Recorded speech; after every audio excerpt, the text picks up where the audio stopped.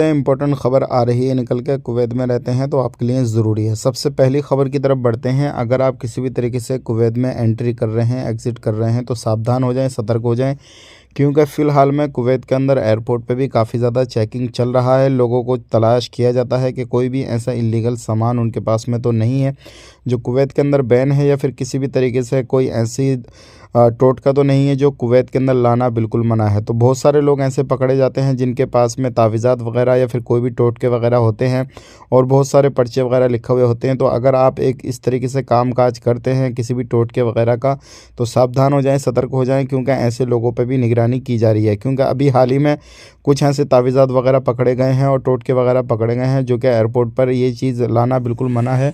और हालांकि पूछताछ करने के बाद में ये चीज़ छोड़ी तो जाएगी, लेकिन आने वाले वक्त के लिए लोगों को सतर्क रहने की ज़रूरत है। बात कर लेते हैं यहाँ पे इंडियन एम्बेसी की तरफ से एक अच्छी खबर आ रही है, क्योंकि ज़हरा एरिया में काफ़ी कौंसलर ऑफिस जो है वो खोला जा रहा है 10 तारीख को। अपनी शिकायत जो भी है, किसी भी तरीके की कोई भी प्रॉब्लम है तो आप ज़हरा में भी जो है ये शिकायत वगैरह कर सकते हैं। इस तरीके से अपना उसका फ़ायदा ले सकते हैं।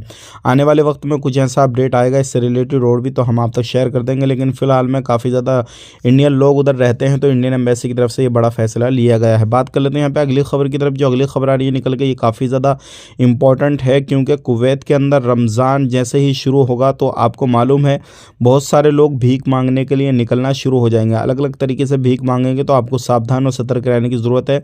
क्योंकि अगर ये काम आप करते हुए पकड़े गए तो आपके ऊपर तुरंत कार्रवाई की जाएगी और फिर आपको कुवैत से हमेशा के लिए रिपोर्ट कर दिया जाएगा, फिंगर ब्लॉक करके।